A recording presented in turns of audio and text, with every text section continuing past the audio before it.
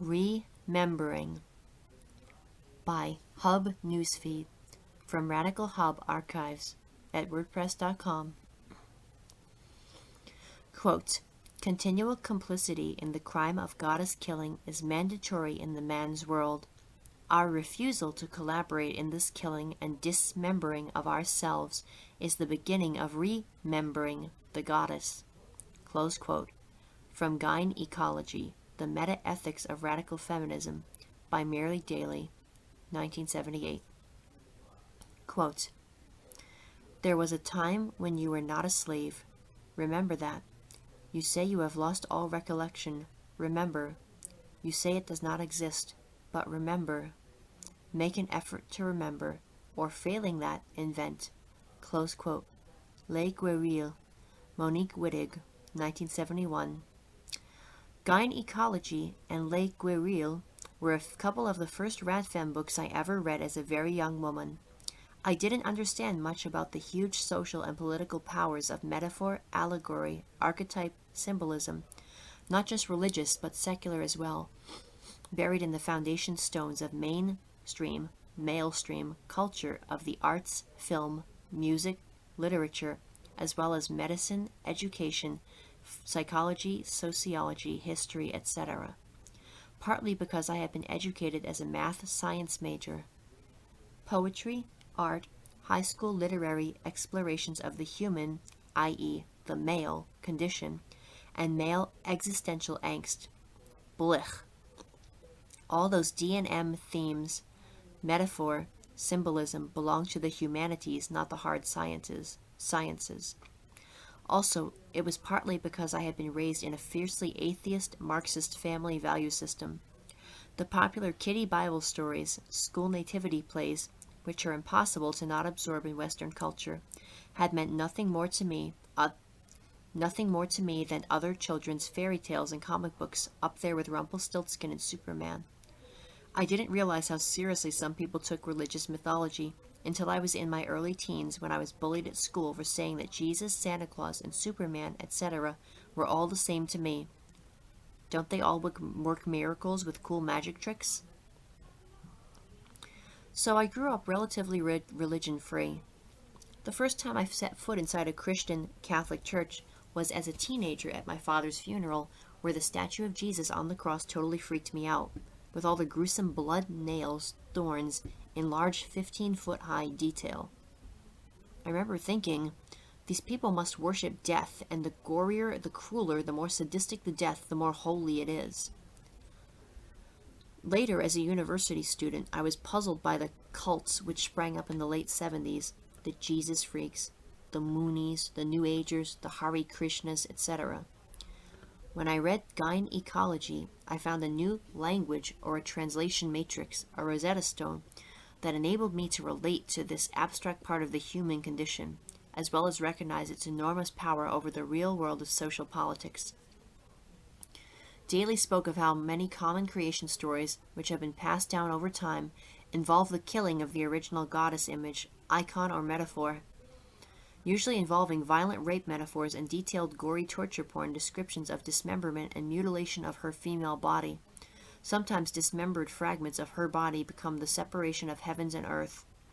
The hero always has to go through trials and tribulations, yawn, with the ultimate glorious heroic defeat of the female as powerful monster, for example Medusa, conquering nature, before he can take his rightful place as the Lord Master of all. Sometimes after he has killed the female, he must face the male, his father. Good sons overthrow the bad dads. Remember Star Wars with Luke and Darth Vader? Myths of Beowulf, Hercules, Ulysses, Jesus, Buddha, the list is endless. All contain this element, and which is repeated ad nauseum even in modern contemporary culture. How many Hollywood blockbusters are about the trials of a young male hero? The film The Matrix is a modern classic of the ancient heroic myth. He is revered as the One, the Savior, and he is not of woman born, which is an important common element. Male heroes must not have mothers. All of them seem to have mythical miracle births. In modern times, however, the female monster metaphor is more hidden, For example, natural disaster movies, where nature is the symbol of the female metaphor which must be conquered, controlled, contained by the male heroic actions. Daly describes these myths, no matter the form they take in our most modern, techno-pornified, or primitive ancient cultures, as reenactments of the original primal act of goddess rape and murder. But it doesn't stop with men's heroic tales or delusions of grandeur. Indeed, she argues the rituals which patriarchal culture impose socially and politically to reenact goddess murder are manifest far more severely onto females. It is what we experience as femininity. In reenacting goddess murder through femininity, women perform or reenact masochistic self-sacrifice, reenact her own murder, take glory in it, celebrate it. She must hurt herself, and hence all other women, in a lifelong ritual. These rituals vary from culture to culture over time and space, from ritual FGM, female genital mutilation, to wearing a mandatory uniform, like a hijab, sari, veiling, the hairstyles, to widow burning, to foot binding, to Western rituals of leg shaving, high heels, and cosmetic surgery. The list of variations on the theme is endless, but all are pseudo rituals of femininity. They are meant to be painful, shameful, restricting, and sometimes risky of severe illness, injury, or death, which helps keep the population down by selectively killing females. Ultimately, it's all designed to remove femaleness, female physical and social autonomy, both physically and symbolically, both literally and figuratively, and replace it with femininity. For as several feminist theorists have noted, femininity is nothing but castrated, revamped, mutilated, revised masculinity. From Germaine Greer's female eunuch image to Daly's femininity has nothing to do with femaleness. Mary Daly explains further in that the image and rituals of femininity down through the ages was handed back to us by patriarchy, but has always been nothing more than the fragments of the original goddess icons. It is important to remember the dismemberment component with the rape and murder, the cutting up and dispersal of the bits and pieces of metaphorical flesh. In symbolism, Daly used the ubiquitous male twinning of male god icons, in particular the mythology of Apollo and Dionysus, to demonstrate how femininity is always constructed on the male body base as the human ideal, and that the feminine social and physical ritualized constructions are based on male-bodied experiences. For the strictly female-body experiences of humanity can never be experienced by the male-bodied, therefore they must be co-opted, owned, controlled, transferred to the male, literally or figuratively, or both, or erased, invisibilized, trivialized, cut out, dismembered, mutilated. Femaleness, especially all of the bits that male bodies don't have, can never be human. So equality is always framed as a male body experience. Equality is always framed as based on a male-bodied experience. Because the female body is necessary, patriarchy is forced to tolerate it, until such a time as he can figure out a way of getting rid of the female altogether. The final solution to the woman question. If physical means can't do it, then social surgery will have to do it. If mutilated bodies aren't enough, then mutilated minds will have to do. In using the Dionysian myth as just one particular example of the male twinning into masculine and feminine, Daly points out that Dionysus often appeared in feminine form. He confused women, for they saw the fragments, the pale shreds, tatters and remnants, glimpses and shadows of the imitation and the mimicry of femaleness in him.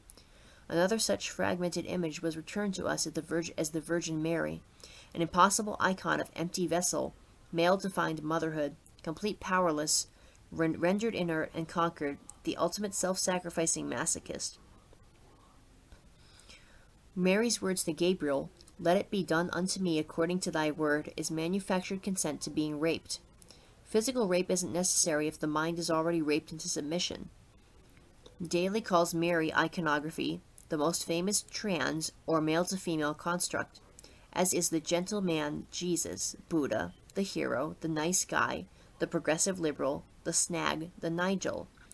Whether outwardly presenting as male or female, both are masculine and both erase the female, literally and or figuratively. Robert Graves, in The White Goddess, A Historical Grammar of Poetic Myth, 1948, also explains this male twinning of the masculine-feminine imagery in mythology in another way. Quote, on man's divinity. He is divine, not in his person, but in his twinhood. As Osiris, the spirit of the waxing year, he is always jealous of his twin, the god Set, spirit of the waning year. Man is a demigod. He always has one foot or other in the grave. He cannot be both aspects at once. Woman is divine because she is complete. She always has both feet always in the same place, in the sky, in the underworld, or on earth. Man cannot be both at once except by an intellectual effort that destroys his humanity.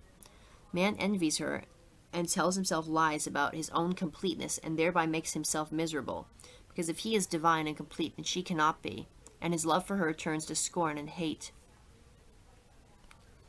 Woman worships only the male infant, not the grown man.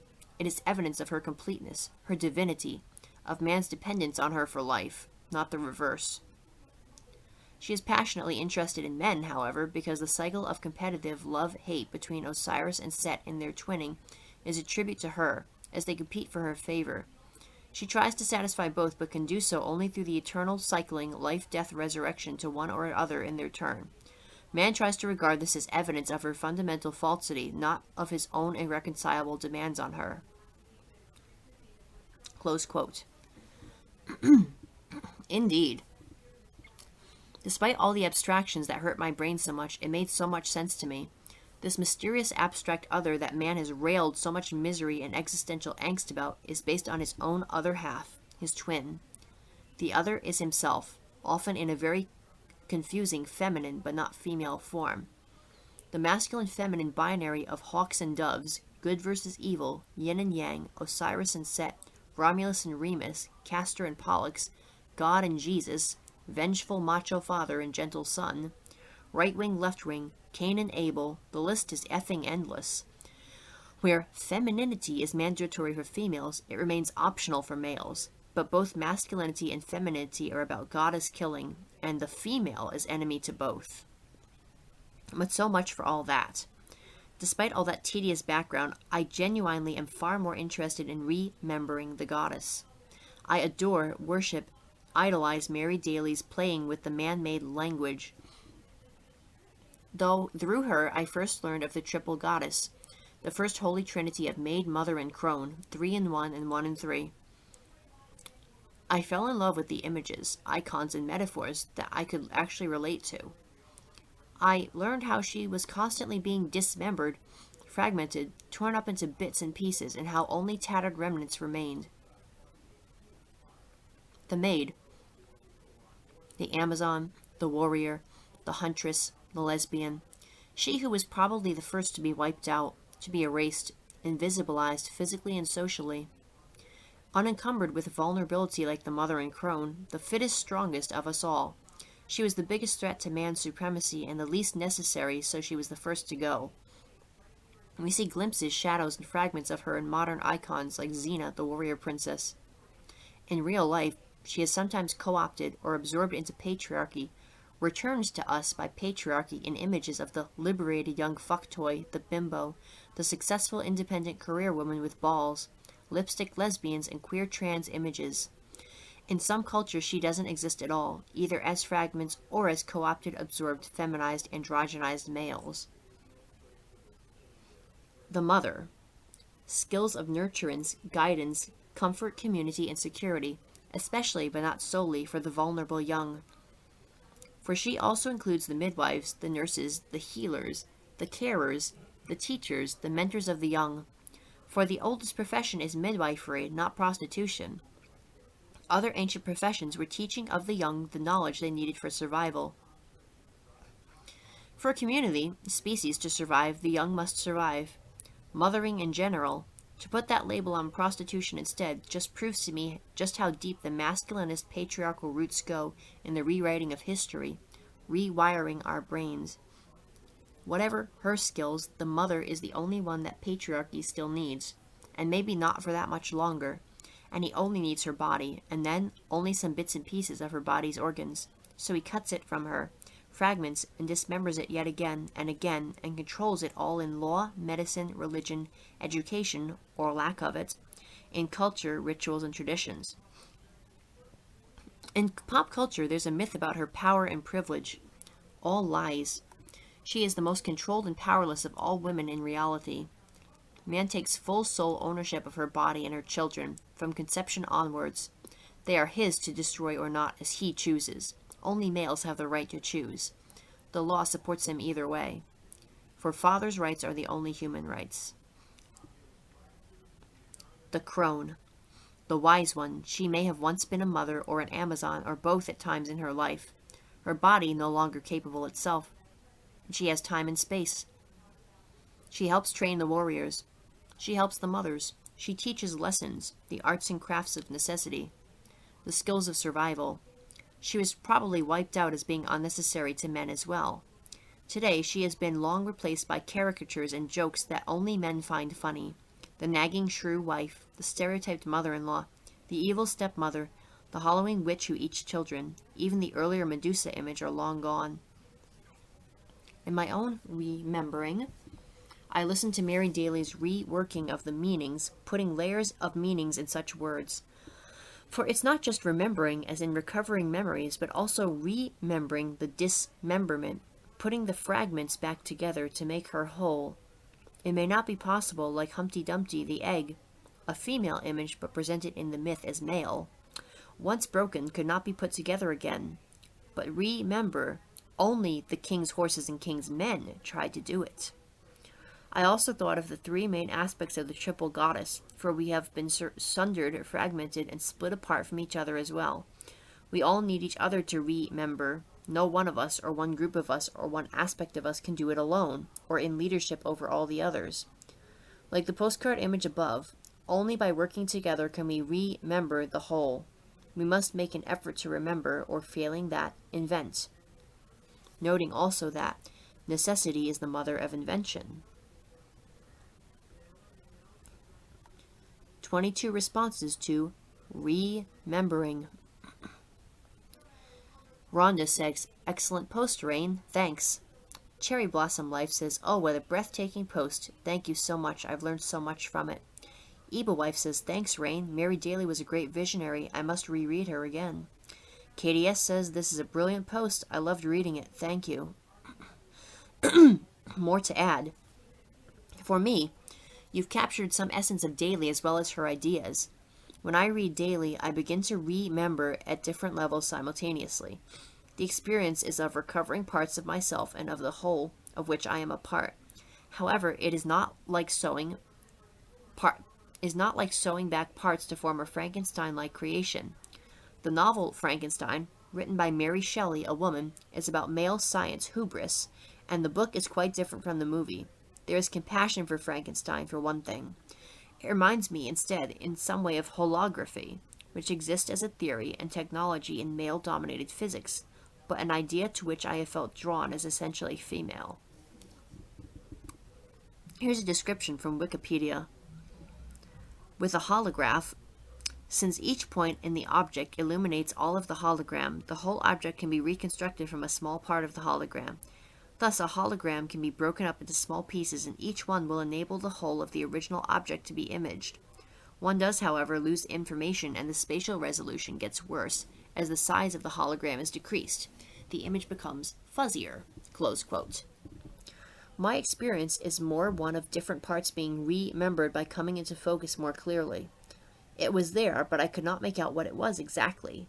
I think that this is because, as a woman, I was born to be a complete person, as you say. When we help each other remember, we begin to discover our completeness. We are capable of comprehending this because we are women. I am still reading daily, so perhaps I did not understand fully, but this is how it seems to me. Amazon Man Crusher says, Rain, you are a sharp, shrewd, amazing, and ingenious thinker and writer. Rain Singer says, so glad you all seem to have got something out of my sharing of it.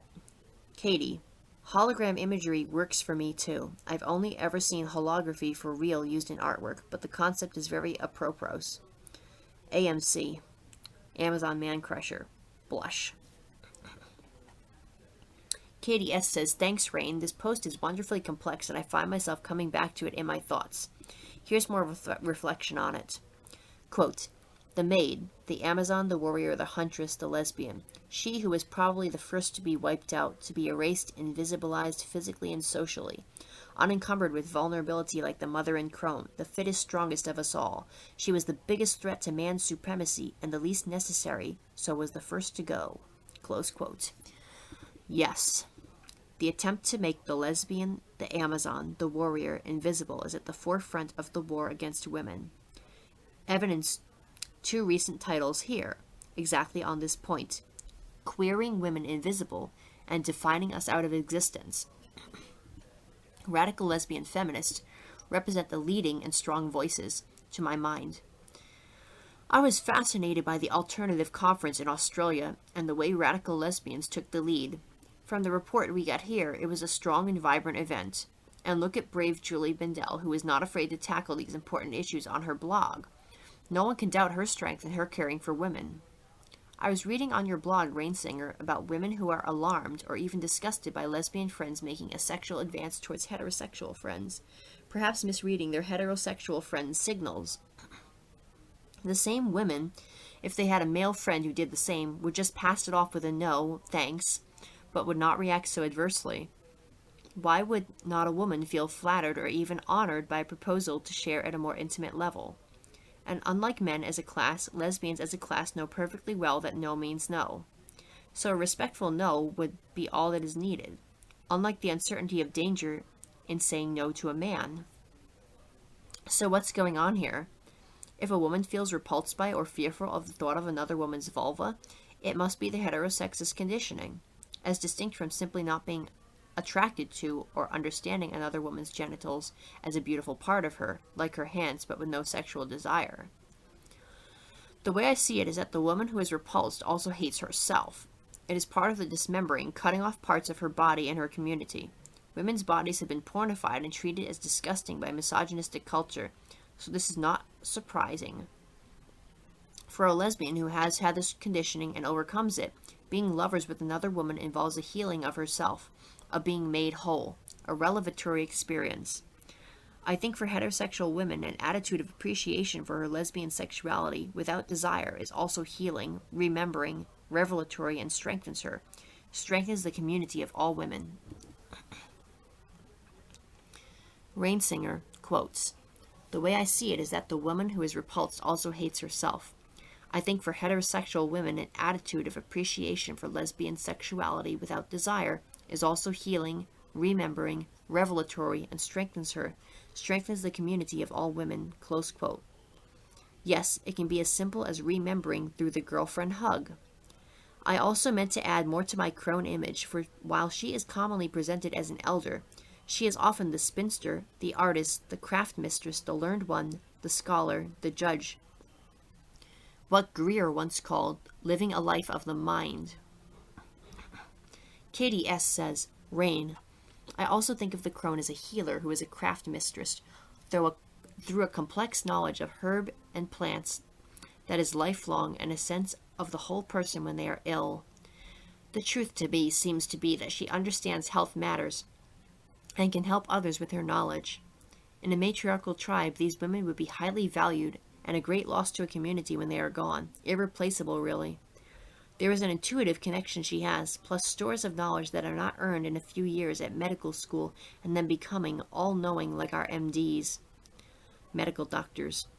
It annoys me greatly to hear these theories of evolution where women only need to live long enough to reproduce and possibly raise their children, though other tribes' women could do that instead. So shallow and so stupid. I just want to scream at people who say this.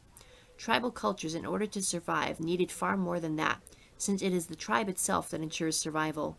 But patriarchy changed all that. Men don't understand tribes. They think corporations are better. One of the caricatures and the jokes is of a group of crones sitting around complaining about medical conditions.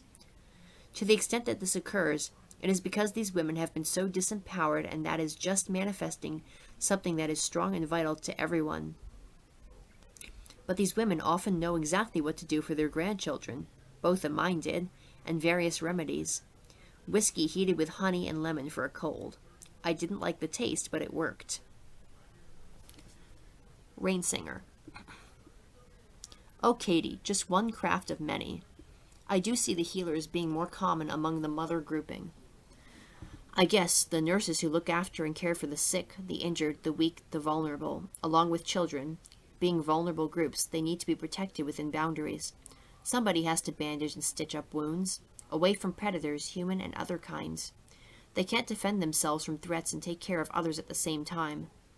The lesbians, the Amazons, are the boundary keepers, because they don't like being around kids. Chuckle. I recall reading Ammonite, a lesbian feminist utopian sci-fi novel, and the all-female planet was a little girly for my own personal taste, and one of the new group of military women who had been stranded on the planet said, "What gives with all this effing rug making and herbs?" And I had to laugh and laugh. These women had made a long-distance communication thingy with complicated knot-tying patterns in pretty string, leaving them under stone cairns on the road. But sometimes they got messed up by weather, etc., and important critical messages were screwed up. But the women just shrugged and went on about making better knots and teaching each other the intricate patterns. Sheesh, you would think they would think a better efficient long-distance communication system. One that worked with minimal maintenance.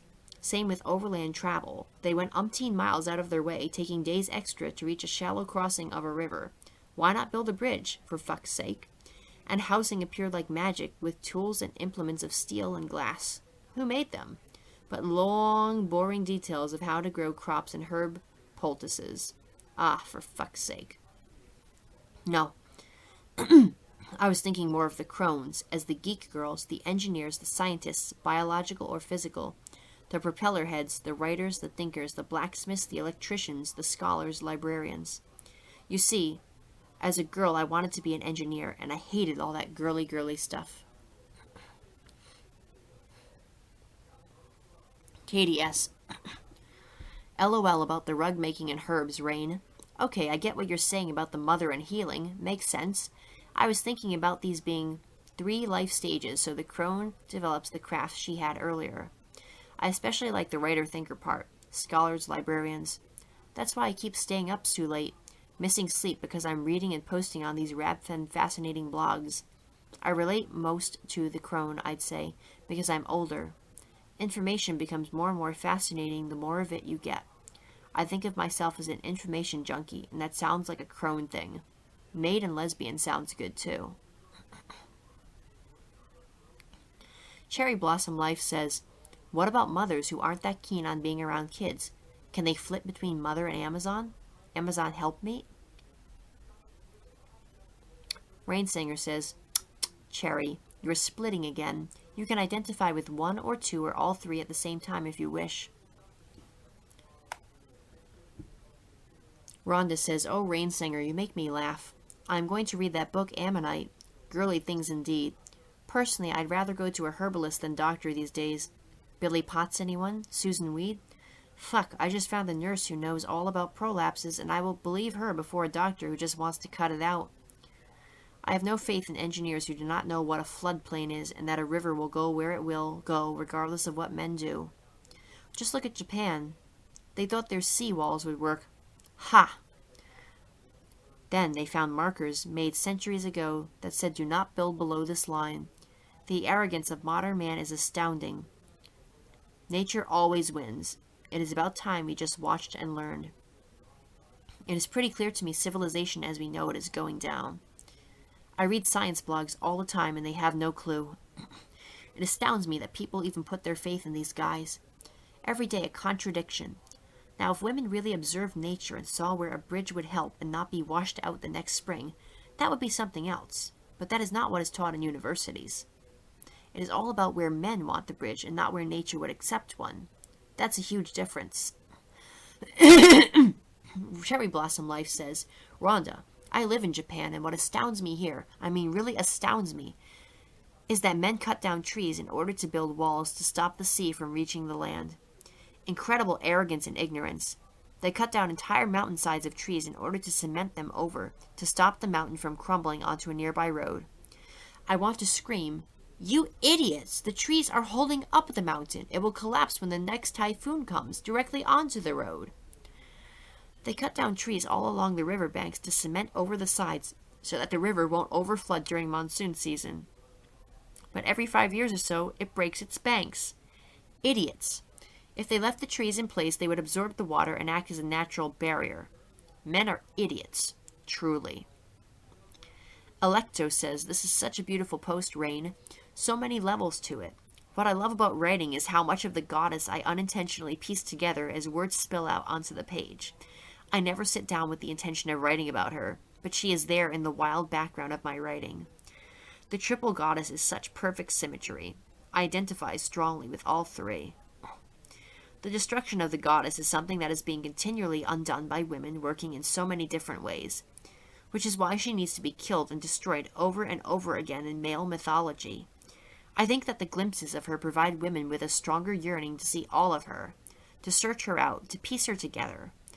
But because understanding her gives us a greater understanding of ourselves and the ways in which we have been destroyed and dismembered.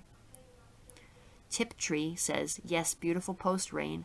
I find myself trying to type through tears so often here at Radfem blog. Thank you.